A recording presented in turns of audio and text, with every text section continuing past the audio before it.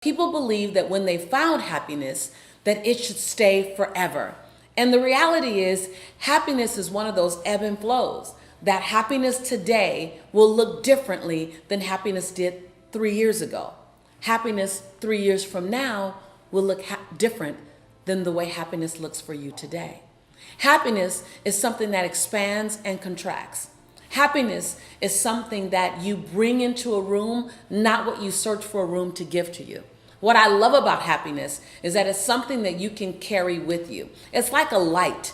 You know, we have people in our lives, and you may be one or you may know of someone, where you step into a space and you measure the joy in the room or the light in the room, and then you adjust your light accordingly.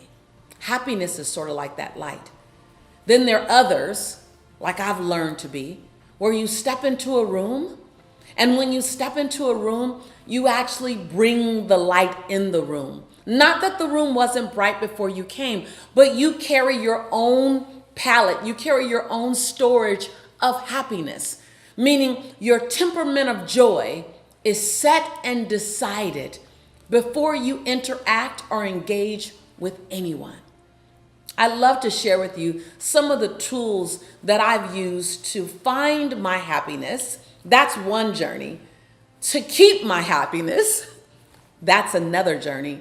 And to get back to my happiness, Lord knows that's yet another journey. So some of the things that helps with happiness.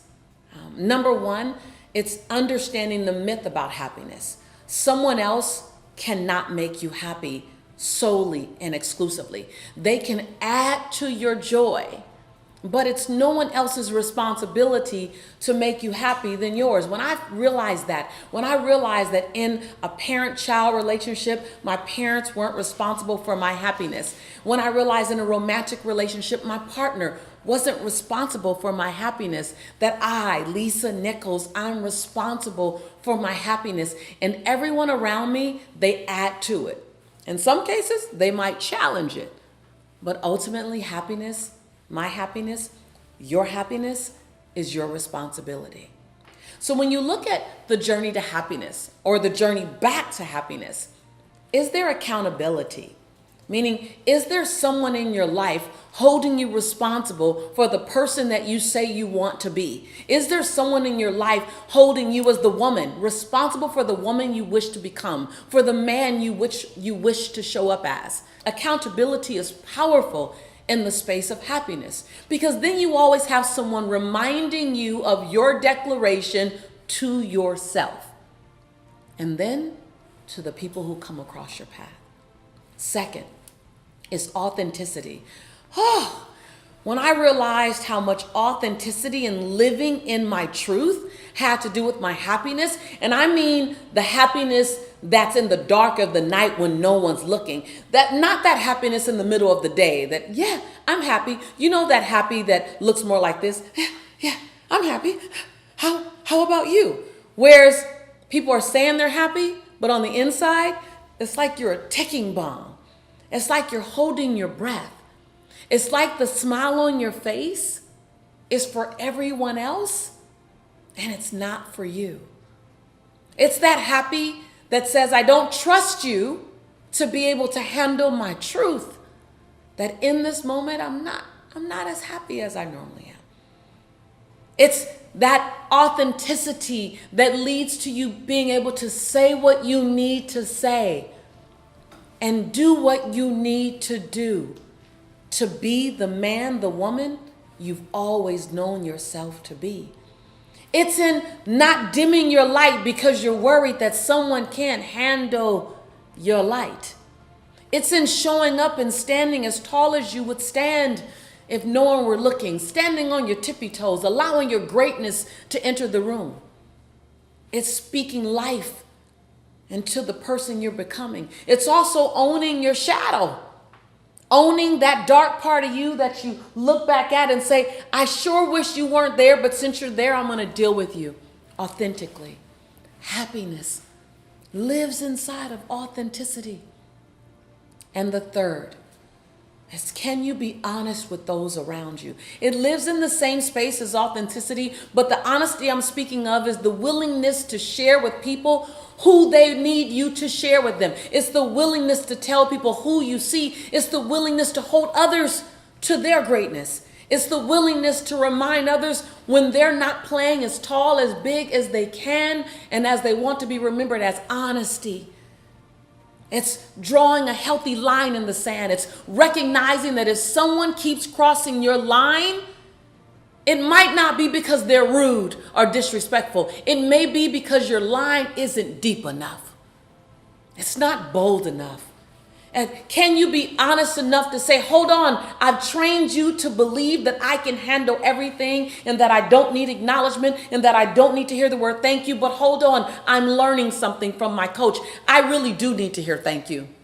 I really do need a timeout periodically. I really do need my me time. It's being willing to be honest with those around you about how life feels in their presence. Honest enough to say, I love you.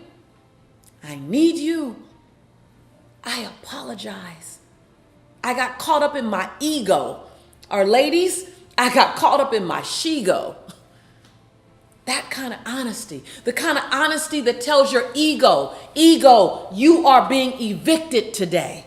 I choose to be honest about who I am, honest about what I need, honest about where I've been, and honest about where I want to go. Ego, you can't take this ride. See, in that lies your happiness. So again, I know you may expect that there's some formula to happiness, and if there's a formula, the formula lives inside these three things. Accountability. Have another giant hold you accountable to being a gladiator. Authenticity. Find the transparent you and introduce her to the world wholeheartedly. And remember what my grandmother says, other people's perception of you ain't none of your business. Don't try to manage what they think of you when you're authentic. Manage how boldly you get to walk in the world inside your authenticity. And then third, honesty. Honesty with those around you. Honesty with how life feels. Honesty about your finances. Honesty about your health and wellness. Honesty about your spiritual journey. Honesty about your relationships.